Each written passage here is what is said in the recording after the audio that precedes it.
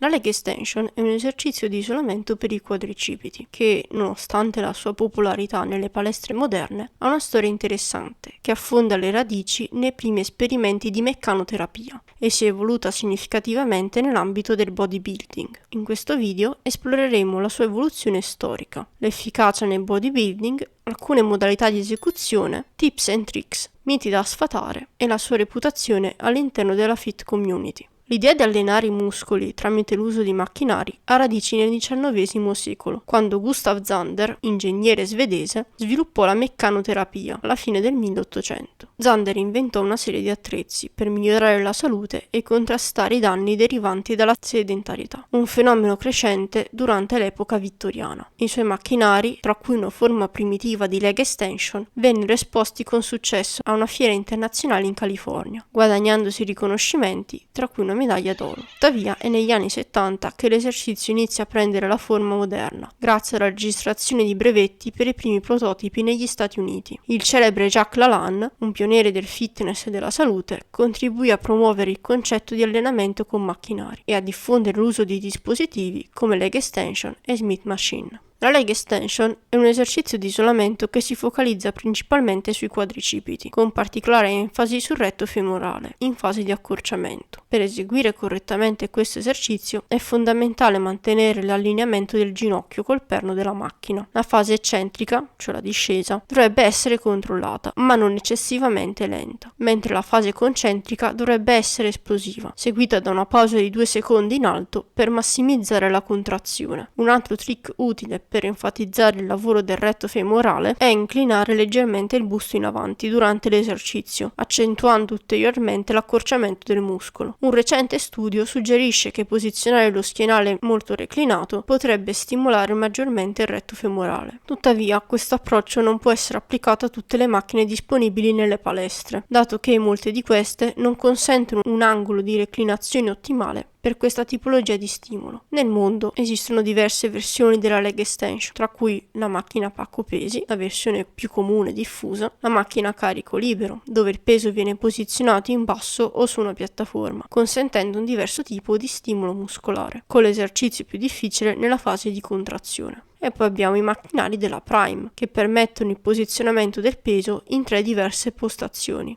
per una personalizzazione del carico. Il range di ripetizione più comune va dalle 8 alle 12 ripetizioni, anche se può essere usato per range più elevati come 15-20. Si presta bene a tecniche di intensità come drop set ed essendo un esercizio di isolamento si presta bene ad essere eseguito in superset con altri esercizi come leg curl o esercizi per gruppi muscolari completamente diversi come ad esempio braccia o spalle. Uno dei miti più diffusi riguardanti la leg extension è che possa danneggiare le ginocchia, ma la realtà è che se eseguita correttamente non ci sono rischi significativi. I dolori che molti accusano derivano spesso da uno scorretto allineamento del ginocchio col perno, che può causare sollecitazioni eccessive sulle articolazioni. Un'esecuzione accurata con l'allineamento corretto minimizza questo rischio e rende l'esercizio sicuro. Sebbene la leg extension sia un ottimo strumento per isolare il quadricipite e stimolare in particolar modo il retto femorale, è importante non deturparla per tentare di lavorare il suddetto muscolo in allungamento. Per questo scopo esercizi come il sissy squat sono più adatti. Usate la leg extension per il suo obiettivo principale e non sovraccaricate il movimento cercando di lavorare su profili di resistenza che non sono il suo scopo iniziale. Storicamente la leg extension ha avuto una reputazione controversa all'interno della fit community, soprattutto prima della diffusione della scienza applicata all'allenamento. In passato il bodybuilding era strettamente legato al powerlifting, con esercizi come squat e stacco considerati tra i più importanti e fondamentali per l'ipertrofia. La leg extension, essendo un esercizio di isolamento, veniva vista da molti come inutile o non funzionale. Negli ultimi 10 anni, tuttavia, con la crescente separazione tra bodybuilding e powerlifting e l'emergere di una maggiore attenzione alla specificità degli esercizi per l'ipertrofia, la leg extension ha guadagnato popolarità. È diventata un must-have nella scheda di allenamento di ogni appassionato, soprattutto per chi vuole dar maggiore enfasi al quadricipite. In conclusione, sebbene la leg extension sia passata da essere un esercizio malvisto a uno dei più utilizzati in palestra, è importante eseguirlo correttamente, rispettando la sua funzione primaria, ossia l'isolamento del retto femorale in contrazione. La sua fama nella community è frutto di una crescente consapevolezza dei benefici che può portare in un programma di allenamento focalizzato all'ipertrofia, se inserito ovviamente nel contesto giusto.